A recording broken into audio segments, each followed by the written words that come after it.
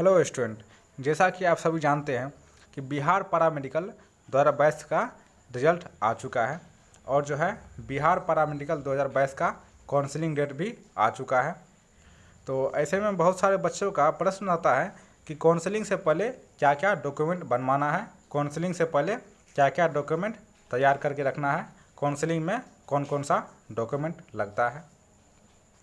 तो चलिए आज के इस वीडियो में मैं आपको यही बताऊंगा कि काउंसलिंग से पहले आपको कौन कौन सा डॉक्यूमेंट तैयार करके रखना है ताकि आपको काउंसलिंग में या फिर डॉक्यूमेंट वेरिफिकेशन में आपको कोई दिक्कत ना हो। तो अगर आप मेरे चैनल पर नए हैं तो मेरे चैनल को सब्सक्राइब कर लें, उसको लाइक कर लें। तो चलिए वीडियो को स्टार्ट करते हैं। तो सबसे पहले नंबर पे आता है वो है 10th का एडमिट कार्ड, मार्कशीट और पासिंग सर्टिफिकेट। तो ये तो सभी के लिए कंपलसरी है। अगर कोई कैंडिडेट 12th पास है तो उसको 12th का भी एडमिट कार्ड, मार्कशीट और पासिंग सर्टिफिकेट लगता है। और तीसरे नंबर पे है CLC या फिर SLC या फिर TC।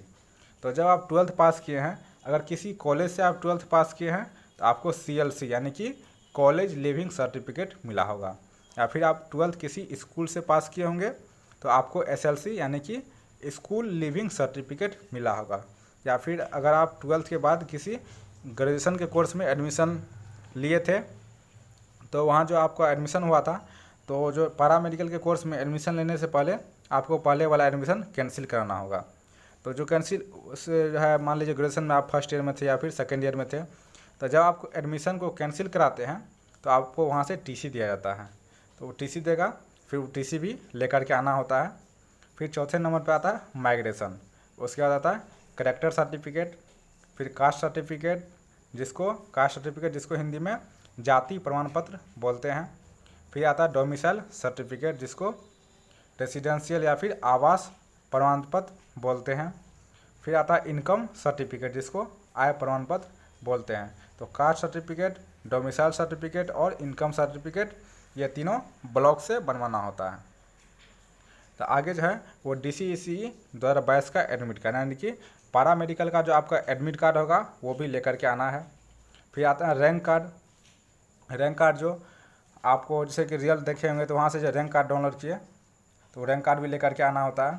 फिर है part A and part B of online form of DCC यानी कि पैरामेडिकल का जब आप फॉर्म भरे होंगे तो उस समय आपको कुछ फॉर्म निकाल के दिया होगा, part A and part B दिया गया होगा।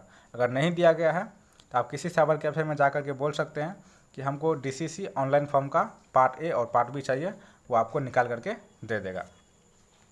और जो है आधार कार्ड आता है, आधार कार्ड। फिर है गैप सर्टिफिकेट जो है, जैसे कि मान लीजिए आप 2021 में 12th पास किए और 2022 में आप किसी कोर्स में एडमिशन लेने जा रहे हैं, पैरामेडिकल के किसी भी कोर्स में एडमिशन लेने जा रहे हैं, तो आपका जो 1 साल का गैप हुआ उसके लिए आपको गैप सर्टिफिकेट बनवाना होता है।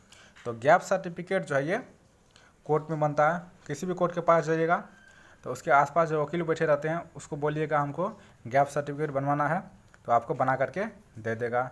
फिर है फ़ोटो सर्टिफिकेट, फ़ोटो कम से कम आपको 6 से 10 पीस चाहिए। और हाँ, एक जो है जैसे कि आप काउंसलिंग जो कराते हैं तो काउंसलिंग के बाद एक रिजल्ट आता है। काउंसलिंग के बाद जो काउंसलिंग का रिजल्ट आता है, आपको कौन सा कॉलेज अलॉट किया गया है, तो आपका अलॉटमेंट ऑर्डर जो है वो भी आपको डाउनलोड करके प्रिंट आउट करके उसको ले करके जाना होता है। तो इतना बात ले करके जाना है, अलॉटमेंट ऑर्डर लेके जाना ना भूले, उसको डाउनलोड करके प्रिंट आउट निकाल ले और साथ में उसको भी ले करके जाना होता है। तो ये थी पूरी जानकारी। और अगर मान लीजिए आपके पास जो है, मान लीजिए माइग्रेशन नहीं है या फिर TC नहीं है अभी कुछ समय के लिए, तो उसके लिए है कि लगभग 1 सप्ताह के लिए टाइम दिया जाता है। तो अगर आपके पास कोई डॉक्यूमेंट नहीं है तो उसके लिए आपको कॉलेज कुछ समय देगी। तो उसके लिए आपको एप्लीकेशन लिखना होता है। एप्लीकेशन लिखे कॉलेज को और उसमें उस डॉक्यूमेंट को मेंशन कीजिए और उसके लिए कुछ टाइम मांगे, तो कॉलेज लगभग 1 सप्ताह का उसके लिए टाइम देती है। और जो है अगर आप EWS कैटेगरी से बिलोंग करते हैं तो EWS सर्टिफिकेट बनवाना बहुत ज़रूरी होता है, तभी आपको EWS के बेसिस पे आरक्षण मिलेगा, नहीं तो नहीं मिलेगा। और EWS सर्टिफिकेट जो है वो जो डॉक्यूमेंट वेरिफिकेशन के समय में ही लगता है, उसके लिए आपको कोई एक्स्ट्रा टाइम नहीं दिया जाएगा। तो EWS सर्टिफिकेट भी पहले ही बनवा लें। तो ये थी पूरी जानकारी कौन कौन सा डॉक्यूमेंट लेकर के जाना होता है।